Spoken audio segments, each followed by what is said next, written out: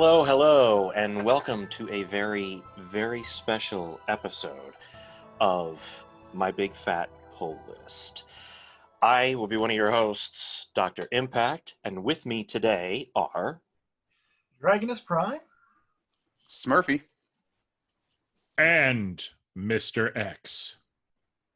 Terribly mysterious, sir. Always. And I also want to mention that Pistol Danger will be joining us in this episode a little bit later. But first things first, why is this so special? And why are we doing things a little differently this time? Well, I'm on the show. It's because of Dragonus Prime. That's the whole reason. Yeah. Nailed it. Yeah, that's it. We are going to do our first interview on the show and talk about an upcoming Kickstarter project. And we're so excited about this that we are actually doing this episode in 2 different formats. So we will have the video episode that you can find on YouTube, and we will have the audio version that will be available on, Spotify and Stitcher and, wherever you listen to the podcast normally. 2 versions of the show. Well, for the price of one, sort of. Yeah. And you're not paying for either one of them, so right. So it's the same price. But we figured if the big important guys can do video and then just rip the audio and that's right, make it a podcast as well, why can't some of us little folk do it as well? That's right. And this is an interesting enough topic that I think it qualifies to cross into both. So we will get into all of that in a minute, but before we do want to take this moment just to remind everybody to check out our Patreon page.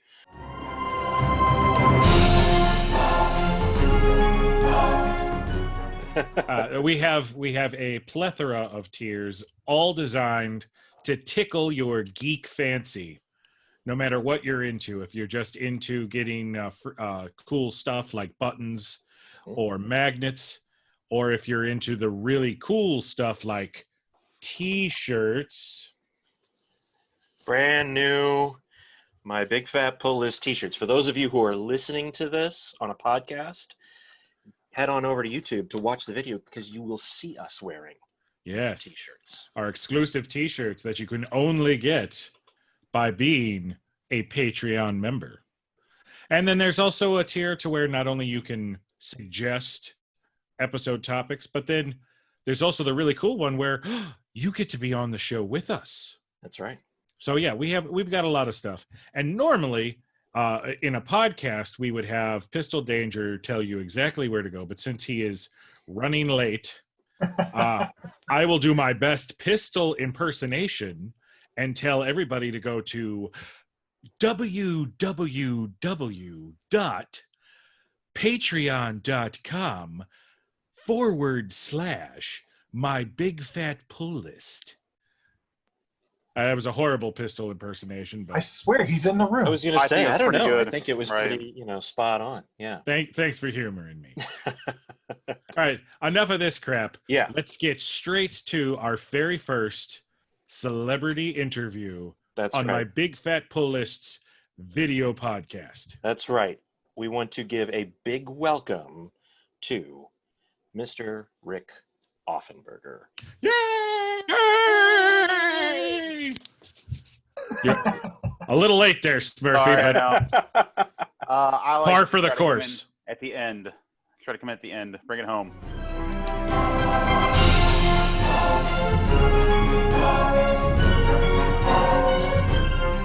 Welcome, sir. Welcome to the show. Welcome to My Big Fat Pull List. Nice to have you here. Oh, thank you for having me. I appreciate it. Technically speaking, this is the very first special guest we've ever had I'm honored. on the show. So you are the first. You are our first celebrity interview. That's right. I don't know if I'm a celebrity, but thank you for having me on. Well, you are to us. You are to us. It's interesting. You and I have talked on Facebook and through email and such over a couple of years now. But it's nice to actually meet in person or whatever qualifies Yes. as in person in this crazy world now. It's very fun to have you on. As I said, we've talked many times before, primarily because of your history with the Mighty Crusaders and such. But one of the things that we go into a lot on the show here is the things that got us into it. And so before we get into any of the other stuff, before we get into talking about the Kickstarter project and all of that, we want to know, what was your first experience with comics? What got you into this industry? My father was a huge fan in the Golden Age. He had all the original comics back in the 40s. Oh, And wow. when he got a bad report card, his mother would take them and throw them in the trash. Oh, man. But everyone's mother did. They threw them in the trash. They donated them to the war recycling drive and things like that. So that's why they were scarce. That's why they went up in value, and that's why there's a hobby. Sure. But so when I was very little, he started buying comics for me. And he would read them to me as his way of getting to read comics again. But, he was reading them to me. And so I've had a lifelong fascination with comics brought on by my father. His favorite was Captain Marvel. Oh, okay. And I remember we were on family vacation, and he's telling me about Captain Marvel. And I saw a Shazam comic when DC brought them back in the drugstore, and I pointed it out to him. He said, no, they stopped it. And then we saw it. He was all excited. and so this is something I shared with him, from my childhood. And so it always made me, happy. And it always, it's always been part of my life. The first character I really connected with was the Wally West Flash from Teen Titans. And when they canceled Teen Titans, I had a subscription and they transferred me to Flash, and I was hoping to see Wally West in the Flash at some point. But as it turned out, he rarely guest starred. But I developed a whole love for the Flash that's lasted to this day. I watch the TV show, I read the comics still every month. So is Wally your Flash then, more than any other?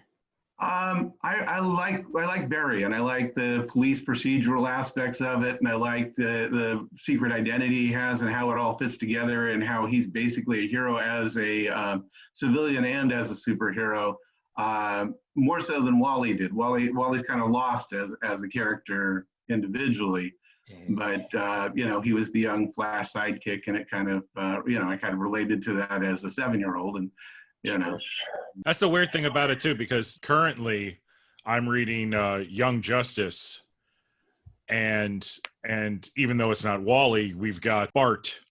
Yeah, Bart. He gets called so many different things. Impulse, essentially, it's Impulse. But even though I'm a 40-something-year-old comic collector, I still identify with the younger characters. Mm-hmm. Well, you can't really identify with characters in your own age group, because eventually all you can read is the Wizard Shazam without Captain Marvel. That's a good point. I never thought of it that way. I'm going to read the Alfred comic, where he just putters around the house and does chores. So, Rick, there's something else that I think all of us here have wanted to ask you about, because I think every one of us at one time or another has thought of doing this. I know that Smurfy and Pistol and Mr. X have been talking about it now for a couple of years specifically, but at one time you ran your own comic shop. Yeah, well, I had started young collecting comics, and when I was in college I had about 10,000 comics. Ooh, including complete runs on the Flash, Justice League, X-Men, X-Men not all the way to 1, X-Men from 94 on. Daredevil, Captain America, including the Tales of Suspense, Iron Man. And so I thought, with 10,000 comics, I should open a comic store. I had a young daughter. She was 2 years old. The idea of having her at the store with me and my wife at the time was a good idea. And it all just seemed like a good idea. When you open the store, you find out 10,000 comics is nothing. How a lot of space in the house, but it didn't take up a lot of space in the store. I'm sure, yeah. But I kept my day job when I did that. Oh, wow. Initially. And so I was working in a medical office. So my ex-wife was at the store, and then when I'd get off work, I'd come to the store and stay till close. On the weekends, I was there every day. It's a 7-day, 365-day commitment. We were open Christmas Day. We were open Thanksgiving Day, half days, but we were still open, and we had a lot of business because everyone else was closed. Wow. But when you got to pay your bills, you got to pay your bills, and it was a lot of fun, and I met a lot of comic creators there because we ended up doing a lot of conventions. And so I met a lot of people before they were real big deals. I met Rob Liefeld when he was 16 at the comic shop I was shopping in then. He and Valentino were regulars, and Oh, wow. Rob actually worked at the comic shop, not the same branch I went to, but one of them for Rick Worf to the Comic Castle. And but they'd come in every Wednesday to pick up comics for the Comic Book Thursday, because Rick used to bring them in real late, and I'd be there late at night with them. And they'd be looking at their stuff in the who's who of the Legion of Superheroes, and Rob was working on Hawk and the Dove at the time. Oh, and, wow. He actually invited me to his studio, and I bought a piece of art that George Perez had done from him at one point. It was a cyborg piece. That's a bucket list thing for me to get a piece of. I've met George Perez, and I've had a few books signed, a couple of my Crisis books, but I would love to get a piece of original art from him. That's awesome. I've got a Catwoman from Brian Stelfreeze too that he did for me at a convention. Wow. And we were just hanging out talking, and there weren't a lot of attendance at the convention. It didn't go well. And he was painting a Catwoman for 2 days, and at the end of that, he just handed it to me. Oh, wow. Awesome. Nice. That's awesome. Talk about being in the right place at the right time. Oh yeah. Holy cow. But as a retailer, there were a lot of small conventions in the Southern California area, and a lot of these people went on to work for Image, but at the time, they weren't big and famous yet. And so you can hang out and talk to them, and you get to know these people, and so that was nice, and it gave me some inroads into comics. Part of the plan to run the store was that I needed promotion to get people into the store. I needed to find out how to market my store, because I hadn't been a retailer before. I was the administrator in a medical office, and so that wasn't quite the same business. Right. So I was reading up on how to make your business successful, and one of the things they suggested was to become an expert in your field, to write for trade journals. So I had taken high school journalism, and I had a bachelor's degree, and I figured I could put a few words together. So I contacted the Comic Buyer's Guide, and I told them I wanted to write for them. And so they hired me as a freelancer. Nice. Wow. And I was there when they started Image Comics, which was, Rob's studio at the time was in Brea, and my medical office was 3 blocks away in Brea.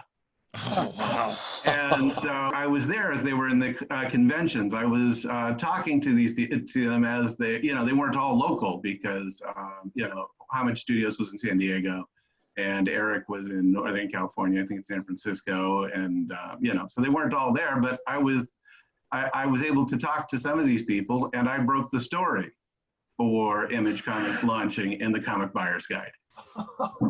That is awesome. And you don't consider yourself a celebrity. Yeah, yeah, really. Now, the person who writes the news isn't the celebrity. The person who makes the news is the celebrity. Well, and so I kept writing for the Comic Buyer's Guide for the time I had the shop. And then my ex-wife and I got divorced, and I lost the shop in the divorce. So I stopped writing for the Comic Buyer's Guide, and I started a newsletter, Superhero News, on the Yahoo list server. I mean, we started off as on the eGroups list server, but Yahoo bought them. Right. And so then we were part of the Yahoo list server. And Superhero News was a clipping service. And we were clipping things from Newsarama when they weren't a big deal, but the guys at Newsarama had worked with me at Comic Buyer's Guide. Interesting. What a small world. What a small world. As it turned out, I ended up with a gig at Borderline Magazine, which was based in England. Phil Hall had been subscribing to the clippings and was using that as news, and so he had offered me a gig. And so that's when I started doing interviews, because I had done I just wanted a picture of the MLJ creators, the original for my website, because I was on the internet early, and so I had a Shield GeoCities page. If anyone remembers GeoCities. GeoCities. Wow. I do remember GeoCities pages. This tells you how old And so I wanted a picture of them. And so I contacted Michael Silverclate. And I said, I need a picture of your father and the other two founders. And he sent me back an email. He says, is this for an article you're writing? So if I said no, he wouldn't give it to me. So I had to say, yeah. Sure, it's yeah. I didn't have a place to place the article. So I contacted Phil Hall, and that's how I got the job on Borderline, in their magazine. And so I wrote the article, and I worked with Michael on it, and we went back and forth. He had a lot of input because he cared how his father was presented. Right. Sure. And so we did a history of Archie comics, and I turned it in, and they said, well, that's kind of cool, but there's no reason we run it in any particular issue. You don't have a hook in this. I can hold it for 6 months and run it, and it's still the same history piece. So my friend Paul Castiglia, who's my co-author on the MLJ Companion, was working as the PR agent for Archie at the time. And he was a regular sending me news for the Mighty Crusaders message board. So I contacted him, and he and Fernando Ruiz were converting Archie Weird Mysteries into Archie Mysteries. He had the Mighty Crusaders in early issues. I actually have those pages on my wall of the Mighty Crusaders in Archie's Weird Mysteries. Oh, those are Nice. They're actually right over there in that frame. okay. Oh, wow. Actually, that's the origin of the shield on the wall, or the introduction to the Mighty Crusaders. So that interview gave us the hook, and we ran both pieces in Borderline, and then that was a monthly gig. Every month the magazine would come out, and I'd have a different interview in it. When they went out of business, it was picked, the remaining pieces of it, the interviews, and the last magazine were put online on Silver Bullet Comic Books, which is where I ended up. And so then I started doing interviews for them. And I had a 2.5-hour conversation with Neil Adams. And he revealed in this conversation that he was going to go back to Batman for the first time in 20 years. Wow. And I turned it into the editor, and it took forever to edit because it was 27 pages. Which should have been broken up into 5 pieces and run over the week, which is what we ultimately did. Yeah. But it took him so long to edit the piece, they ended up getting scooped by someone else, even though I had the information first. Oh, man. Yeah, that killed me. So I threw a fit, and they made me a feature editor so that I could edit my own pieces. They gave me all the, and they taught me how to run the back end of a news website. There you go. Squeaky wheel. Squeaky wheel. wheel. So then all of a sudden they start sending me other people's pieces to edit and to post into code.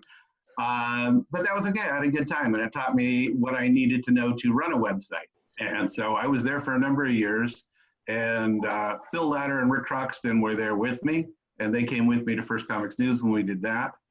My work with Archie, as I interviewed people and did things like that, my contact there was Alex Segura, who was who succeeded Paul Castiglia, and he left for DC. And when he told me he was leaving for DC, it wasn't everywhere yet. DC hadn't made an announcement. So Michael Silverclate, I called him up on the phone, and I said, I hear that Alex is leaving. I want his job. And he said, hold on a minute. And he put me on a 3-way call with him and Fred Mauser. And on my drive to my day job, which was a 10-minute drive, I got hired by Archie as their new PR guy. When was this? Because I'm a big, Archie and Mighty Crusaders fan for many years. Well, I was there this was 13 years ago. I was there for 10 years, and I've been gone now for 3. Okay. No, I had a great time there. And I met a lot of good people who work there, and I made a lot of friendships, and I have a lot of good feelings for Archie. And it's always nice to go from being the outsider to being the insider, especially the Mighty Crusaders mean a lot to me, but Archie meant a lot to me too. I used to watch the cartoons as a kid, and I liked the songs, and I like the characters, and it's all kind of fun. And so it's nice to actually be part of the mix. Well, and you know, that's I think probably the most exciting thing to me is that you've been able to put yourself into that kind of world. Specifically, I mean, you mentioned it before, the book that you wrote, the MLJ Companion, which I'm going to do a cheap plug for you on here. Oh, thank you. I appreciate that. Because it's available now. Get your copy. Get your copy. We'll include links in the show notes for this episode for everybody. I've read this thing like 3 times, I think now, and my dad's even read it. I think Mr. X and Dragonus Prime have flipped through it. It's a great book. It was instrumental in us being able to pull off the podcast miniseries on the history of the MLJ characters. So, well, I watched that. That was very, very good. I listened to that. That was very, very good. Yeah, it was. So thank you. You basically were a indirect contributor to those episodes in a sense. So that was kind of, you know, getting you all into this. But then once you started running the Mighty Crusaders website and the various social media pages, especially over the last few years, you started doing the Agent Shield. I guess, I don't know if you call it fan fiction stuff that you were putting up, where you would do basically a mock cover, and then you would give a synopsis of the book. Well, there are a few things in there, because the mightycrusaders.net website, there is fan fiction. I didn't write any of that, but we do have a variety of fan fiction that we've collected over the years. It started with Bradley Cobb when he owned Mighty MLJ, and he collected it, and then he gave it to me, and we added that to the website. So there is a section for that, but I think what you're referring to are some mock covers we did. I was working with an artist, Mitch Kwok, out of Hawaii, and he loved Golden Age characters. And I have, a million characters I created as a kid, and a lot of different characters I liked, and we had a legacy version of the Shield. It's part Flash, where he's in an all-red costume, and part Shield, where he's got the American flag shield on his chest, but all the patriotic characters have that. We blended them together as a visual image, and so I thought it's part Shield, part Flash, but you look at it, and it's really Miss America from Marvel Comics. But the idea was that, we would do a Mission Impossible style cover series where he'd pick different characters from the MLJ universe, and Mitch would draw a picture of him with the other character, interacting with the other characters, and we were going to do 100 mock covers. Okay. And that's ambitious. That's an ambitious project, and for it. Of course, in the middle of that, Mitch got hit by a car while he was on his bicycle. Oh, no. He was out for several months. And I didn't know what happened to him because he's in Hawaii, and I couldn't get him on my phone. I couldn't get him by email. I couldn't get him on Facebook. I couldn't find any contact with him. Little did I know he was recovering in the hospital. But we talked. Yeah. And he's okay. He's back to drawing, and he's fine. Well, we made it. He wanted to do a comic too, and I was hesitant for a variety of reasons. But I think nothing kills a character more than when you do a crappy comic. Not to say that our plan would be to do a crappy comic, but I didn't have a lot of faith in our skills to pull that off. And I was using Agent Shield and Sergeant Flag on First Comics News as masthead characters. If you go there, they're right next to the logo. And I have been posting pictures of him on Facebook as a mascot character for holidays, for Mother's Day and Father's Day. And so I've been using the character for a few years, and I didn't want to just kill it. And Mitch got, I guess, disgruntled, not unhappy, but he wanted to make his own comics. And so he's off making his own comics with his own characters. And Eric Bennett, who's a member of the G-Man Club with me, had told me that Gilbert Monsanto should take a crack at the character, and I should have him enter the arena. Gilbert has a Facebook group where you enter your original character into the arena, and they battle other characters, and the winning is decided by votes from the members of the group. Yeah, it's a very fun site. We'll include a link to that as well in this, because it's a really fun, I'm a part of that. It's really fun to be a part of. Yeah, thank you. And so as it turned out, we did one image, and it came out really nice, and I was happy. And so then he did an image of Sergeant Flag for me. And for me, Agent Shield is Simon N. Kirby, and you can get where the name comes from. Yeah. And he's basically the Silver Age all-American patriotic character. And he's everything that a Democratic DC type character would be. And so Sergeant Flag is everything he's not. He's the style Republican version. And so his name is Rob McFarlane. Love it. You can see Love where it. that comes from too. And so together they kind of cover a spectrum of very different characters that are both very patriotic. And they were just masthead characters, so I didn't really have to flesh them out. They you know, and it was fun. And we did some covers, and I did a little paragraph as if we were going to publish a comic. And we put that on DeviantArt, and I put it on the Mighty Crusaders website. But that was about it, and I was pretty happy with that. Then we had Gilbert do another image of the characters, and then all of a sudden Eric Bennett put together a Who's Who page for me. And it was nice of him, just out of the kindness of his heart. He put together a Who's Who page, which I put on DeviantArt for my characters. I got together with Jim Burrows, and we were doing some fanzines and publishing some magazines that we were giving away for free, and still are. And we had, before we did that, we did a Who's Who just for the G-Man Facebook group.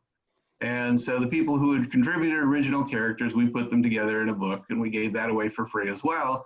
And that was the first time we actually got around to publishing Agent Shield in a comic and Sergeant Flag, and you know, everyone else's characters who wanted to participate. And so that was kind of fun. And so it's a beautiful book. I mean, you know, it's obviously the way it's put together. Of course, I have it, and you know, we're going to put links to this. But it's a great book. It's really well put together and super fun. So I can't recommend this to our listeners enough to go out and get it on Indie Planet. So we'll have the link to that as well. And as you can see, the name is overly complex, but it's the Who's Who handbook of the G-Man universe, and the lettering matches the Marvel universe lettering. Yeah. We don't really play anything more than a fanboy project. It has a 10-cent cover price, but of course we gave it away for free if you want a PDF, and if you wanted it printed, whatever BAM charges to print is what they charge. It's not, there's no money to any of us. Right. And so I thought it was done. But Gilbert had made an offer where we could work together on the comic, and he was willing to work with me as a novice. I've written a lot over the years, but I've never written a comic book, and he was willing to work with me on that and through my efforts on that. And so I had a million ideas from reading a million comics over my lifetime. And so we got together, and we wanted to include certain elements. I always like more real-world based characters and stories. I like hooks that fit into the real world. Yeah. So in the first issue, we deal with a few things. We deal with ghost guns. Originally, I wanted to set that in the Philippines because he's from the Philippines, and I watched a Vice episode about how the cycle of life goes for ghost guns, where they're manufactured in the Philippines, they're shipped into the US, they're used by militia groups and street gangs and things like that. After they commit murders, the guns keep moving down, and they all have the serial numbers, and how they leave the country. And I thought that was all kind of interesting, and it would give us a chance to showcase the Philippines. But once we were actually into the comic, we didn't have the space for that, and it didn't quite come across in the Philippines. So it's there, but it's not expressed. You know what I mean? Okay. And so we start off with Agent Shield, who's an FBI agent, Simon N. Kirby, and he sends just a regular plainclothes officer to investigate the ghost guns, and that guy's kidnapped and taken hostage. So Sergeant Flag is the person he picks for that mission to go out and rescue the agent in a search and rescue mission. So that leads to finding out where the guns are going, and they're going to a militia group that's going to attack Fort Knox. Oh. Okay, now at the time I'm putting this together, there's a Raid Area 51 movement going on Facebook and on the internet. Oh yeah. Storm Area 51 to prove whether or not that conspiracy theory was true, that there are aliens hidden there. Well, Peter Better put out a conspiracy theory that there's no gold in Fort Knox. And at the time he put it out, it was so powerful that the people in charge at Fort Knox invited all the major networks, congressmen and senators, to tour Fort Knox to show them the gold, to prove that it was there. So I thought, why not have a militia group attack Fort Knox? And so then we'll have, if it turns out there is no gold, they can destabilize the country. They can use their power and influence to take over. And if there is gold, they can take it. Yeah. But a small militia group can't really take on a fort, so we brought in a giant robot. Well, of course. Like you do. As you Right. do. Yes. You have my attention. So I thought that, as I'm going to do this, I've wanted to do a comic my whole life. When I was a kid, I submitted to DC. I had heard that Jim Shooter had submitted when he was a kid, and I thought I could do it too. And I submitted, and I got a few rejection letters. And then at one point it dawned on me, if it takes me 3 months to write a story and get a rejection letter, I'm never going to be able to do a monthly comic. Yeah. I just put that off to the side. But now that I'm actually doing it, I thought other people might enjoy joining in all this adventure too. So we haven't drawn the 3-page battle between our giant robot vanguard and Agent Shield and his G-Men. And we're going to let people in the Kickstarter contribute to pledge to have their original character join us. Oh, that's really cool. So our G-Men That's an are awesome going to idea. have Sergeant Flag and have Lynx, which is a character I created for the comic shop almost, more than 20 years ago. Almost 30 years now. Joining them will be 5 characters from the people who pledge. And so everyone will get a chance to have the same experience. Gilbert's going to draw them into the story. Your guy's not going to beat the giant robot. My guy's going to do that. Oh, of course, of course. Right. You'll be the Wolverine against Magneto in this giant battle royal. And so we're hoping it's a lot of fun for everyone. We're hoping that engages people and makes them feel the joy that I'm going to feel with this. It's my first comic, and I'm real excited about it. So, that was going to be another question, was incentives. I mean, that is an incentive that, I can say for the 5 of us as amateur creators ourselves, piques our interest big time. But what other incentives do you guys have for this Kickstarter? Well, as we go, we got 2 comics coming out in the Kickstarter, but and so theoretically you'd want both. But as far as incentive goes, we've got the artist on the first one is Gilbert. The artist on the second one is Alan Ferrer. Ferrer contacted me in the G-Man Club and posted some images of a character called Marshall Strong, which is a legacy version of Private Strong. Yeah. Oh, okay. And I looked at those, and those were really cool, and I posted them in the group, and we talked. And I had him do a version of Agent Shield, which we're going to use as the alternate on the cover for issue 1. Cool. And it's in more of a manga style, and so that is one of the images that we're going to do as a add-on or as a choice. Then he showed me his regular work, and he ended up doing issue 2. Oh, that's awesome.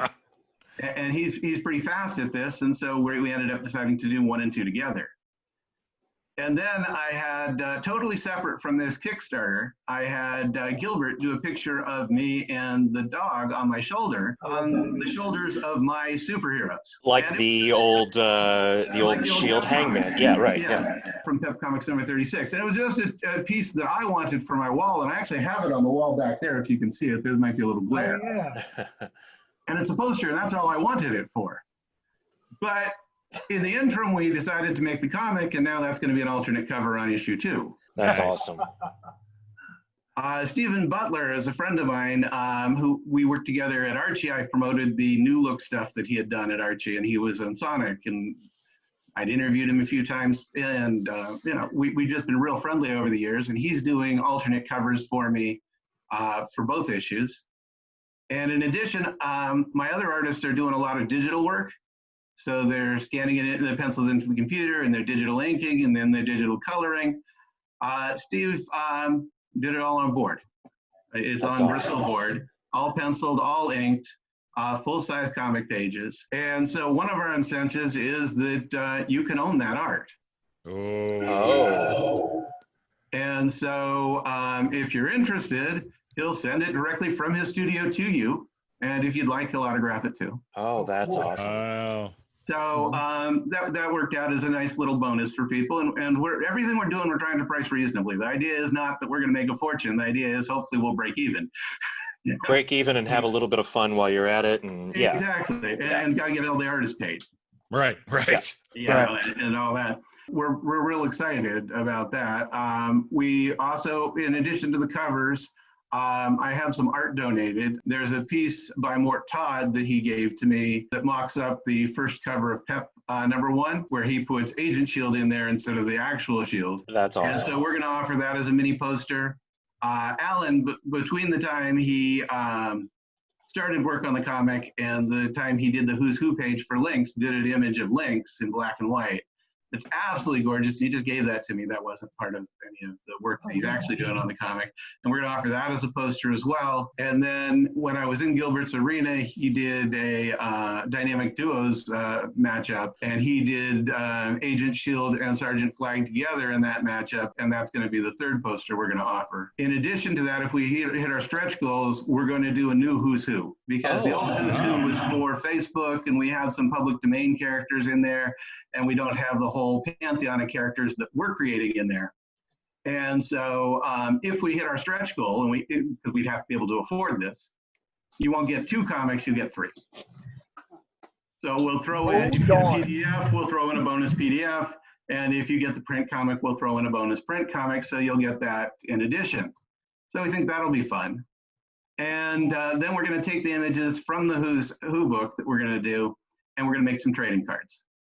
Oh, Okay. awesome. All right. Okay, and so if you join, your character will also be included in the 5 pages of the comic.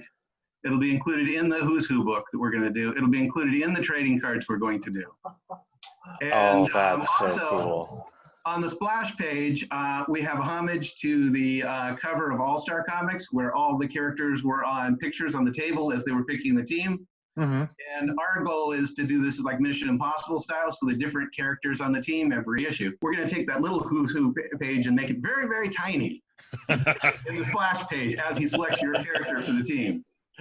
That's cool. So Very nice. We think this will be a lot of fun. We're hoping everyone has a good time. And also, we at First Comics News, we cover a lot of independent wrestling and wrestlers, and we contacted the people at 1 Hour Tees that does pro wrestling tees, and they're going to produce T-shirts for our Kickstarter. Oh. What a small world it is, because actually where my Big Fat Pullist T-shirts come from are them as well.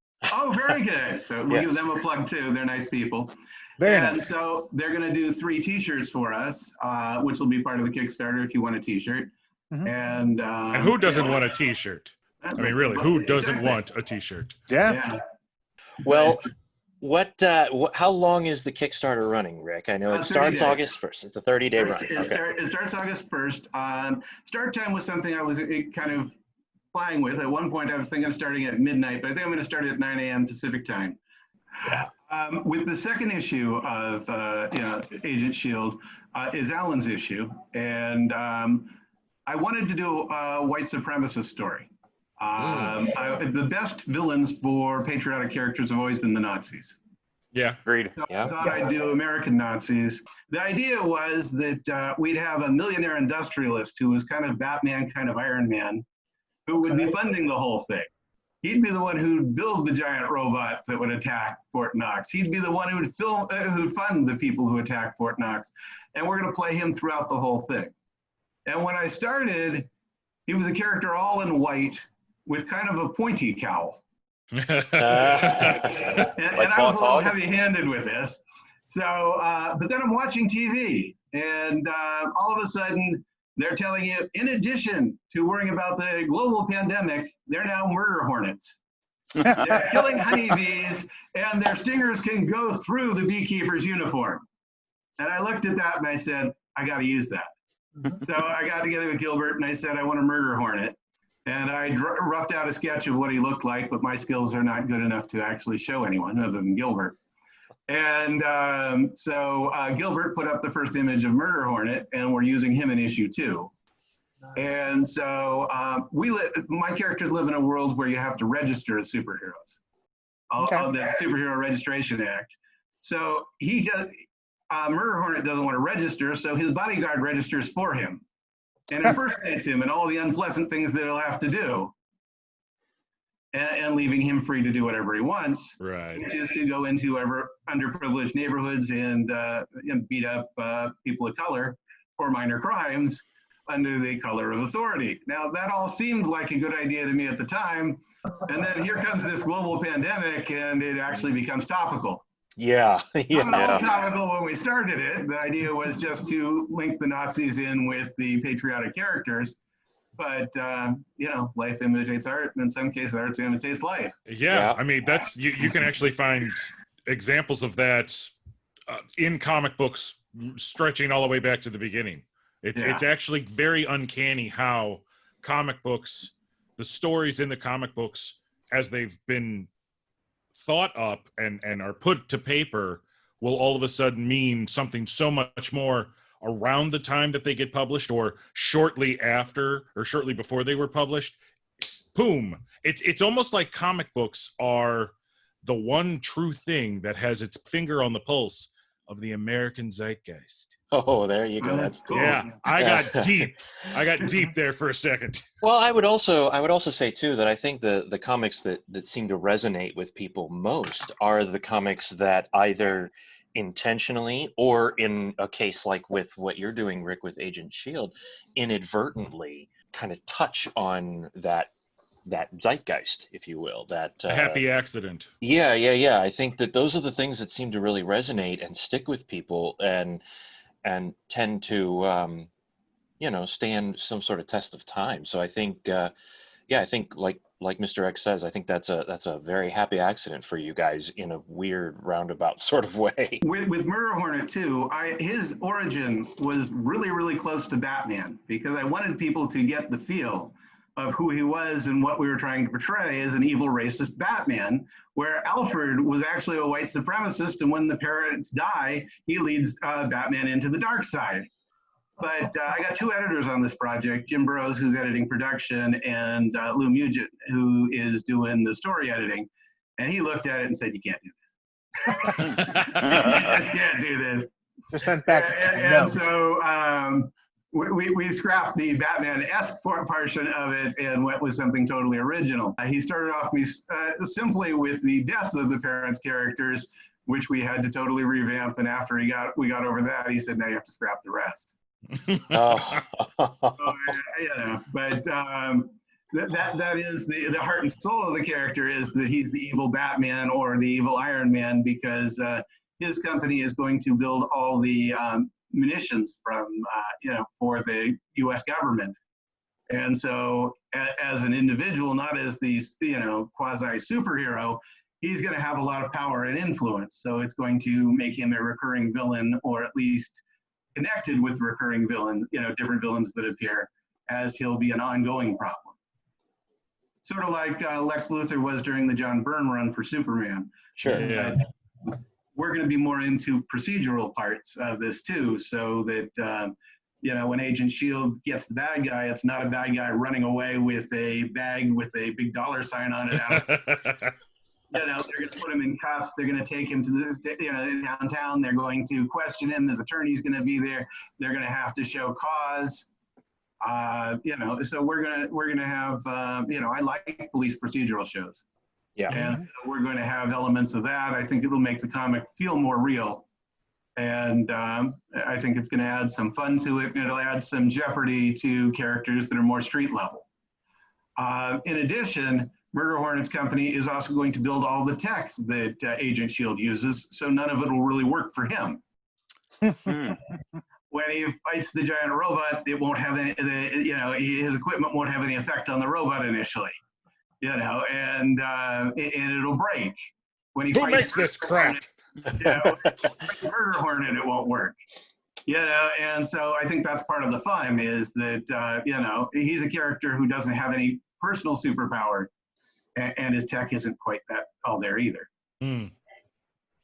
So it sounds like you guys are laying groundwork and building for much more. So is there I don't want to necessarily say plan, but is there a hope for many more issues past issue 2? Our goal is that after this comes out, to be doing something quarterly. Oh, okay. Gilbert has signed on for the next title, which is G-Man Comics 3-in-1. And as it sounds, we'll have three stories in one comic. All right. I'm going to explore the Lynx story, which is a character I created almost 30 years ago for my comic shop in there. And so, and then Eric has a character, Steel Wolf, that's rather popular. And he has a version in our universe that's the all-American version instead of the Soviet version, American Eagle. And he has Lady Victory, and he's going to tell both their stories in 3-in-1. And then Jim Burrows is going to tell the story of his Champion of Liberty 2 in there as well. And so we're trying to create an interconnected universe. That'll be the next project. And then I'm working with another creator, Ishmael Bey, on a Judah Maccabee comic. And this one it'll look like superheroes, but it's going to be biblical. Oh, okay. And I have him on there to keep me honest, because I wrote the first draft, all full script, and he looked at it and said, no. And so then we went back and forth, and he teaches comparative religious philosophy at Whittier College, and so he's also my rabbi, and so he kept us honest in this. So we're putting together something real honest with that. That'll be the third project for Gilbert, and I don't know when that's coming. It's down the line because we really haven't even started the first Kickstarter. Alan only signed on for the first issue so far, but I'm already halfway written with the third issue. So the idea would be that we only have the black and white pages to show in the Kickstarter right now because he's still in process. We expect the completion date on that to be August 15th. We're starting the Kickstarter on August 1st. And so hopefully we'll have, he'll agree to continue with us. Hopefully we're doing well with the Kickstarter and start issue 3 while we're in the middle of the Kickstarter for issue 1 and 2. Jim Burrows' universe has our only fictitious city, New Arcadia. He was big in the role-playing world, and so he created a fictitious city with lots of fictitious characters. Well, yeah, and he used them in role play for 20 years. So that's going to be part of our universe. It'll be our only fictitious city, and we're going to explore that too. That shows up in issue 2 of Agent Shields because I needed a character that had healing powers, and none of my characters have superpowers. So we go and visit Jim's character, and one of the characters gets healed from a life-threatening injury. And then, of course, we have to deal with the fact that once he's healed, there's no injury. And so how is the villain responsible for injuring him if there's no injury? There's no injury. Oh, that's a good question. Everything together so that we have a nice shared universe. So hopefully we'll keep going, and hopefully we'll be able to put out, more comics. We certainly have more planned, but we're putting the cart before the horse because we have yet to sell one copy from a Kickstarter that hasn't started yet. And strangely enough, artists want to be paid. Yeah. Oh, yeah. Who knew? Weird. And Darren, who does those FizzFlop videos, is doing the video for our Kickstarter, and it's beautiful. He did a really good job. Nice. Well, hopefully you guys get a rush of people running in, especially in the first week on the Kickstarter. Hopefully everybody gets as jazzed about it as we are. I think all 5 of us, based on our reactions just right now, are like super pumped about this and very excited. The Kickstarter event starts August 1st. It will run for 30 days. We will have links in the show notes for everything that we've talked about, for all of the stuff that Rik's working on and has coming up. We can't stress enough how exciting it is to jump in on it. So please go and check out this Kickstarter project. Rik, I don't want to keep you too much longer. I know all of us kind of have to get going here, and it sounds like the 6 of us could probably sit here and talk for hours on end about comics, and I don't think any of us have that kind of time. And wrestling. As a comic retailer, I used to do that for 8 hours a day, every day. Yeah. Well, Smurfy and I used to work in a comic shop for a number of years, and that's actually where I met Mr. X. In fact, he used to come in there. He was my dealer. That's right, yeah. and yeah, the 3 of us, we would sit there and talk, for a full 8-hour shift about comics. So I'm sure that the six of us could digress nonstop. But Rik, thank you so much for coming on the show today. It's been a real pleasure to finally meet and talk about this, and and best of luck with the Kickstarter. This sounds really exciting. Well, Yes. thank you for having me here, and thanks for helping getting the word out. I'm real excited, and I hope it goes well. Yeah. And you have an open invitation anytime you'd like to That's come right. back to my big fat pull list. We will pull up a chair for you. Absolutely. Well, I'll be happy to come back if you ever want me back. As long as I know what we're talking about, I'm happy to pitch in. Excellent. All right, sir. Thank you very much. Wow, that was great. Well, thank you so much to Rik Offenberger for being here on the show. What a well of amazing information. I mean, that was really, kind of mind-blowing in some aspects. Right. And that Agent Shield project sounds awesome. Yeah. Some of those tiers, especially that tier about putting in your character, getting your character into the book. That's pretty cool. That is. Means we could be in that book. Anybody could, yeah. So yeah, that was a lot of fun. And once again, everybody, don't miss out on that Kickstarter. Aren't we missing somebody? You guys, where'd Pistol go? Yeah, where is he? He was just here a second ago. You know what? I have a feeling we've been visited by the Psycho Podcaster. Oh, Again? not him again. Yeah, for all of you who don't know what I'm talking about, there's been this kind of a annoying little imp of a man called the Psycho Podcaster. He exists from outside of the known universe.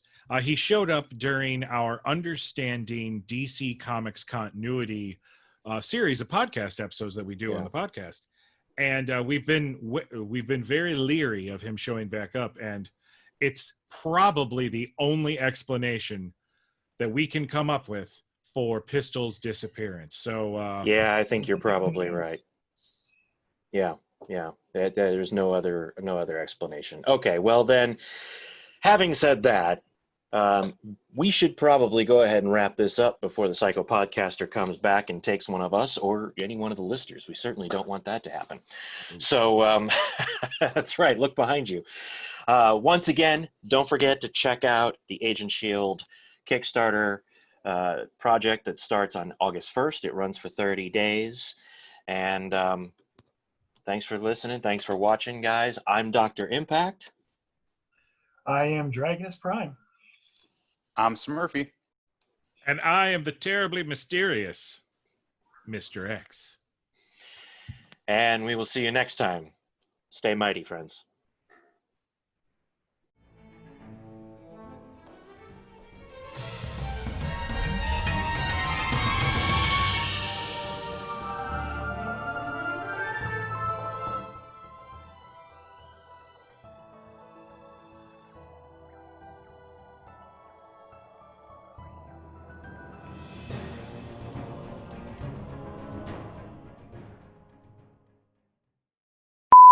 Smurfy, Mr. X, fill us in, fill people in on what we have on there and what's involved in our Patreon. Mr. X, take it away. Oh, okay. You don't want to do it. Pistol's not here. Yeah, Pistol's not here. Pistol Yeah, right. Yeah. I don't know the tiers. Well, maybe you should educate I need to find yourself. out tiers. I need to write them down. Because it's your Patreon page too. We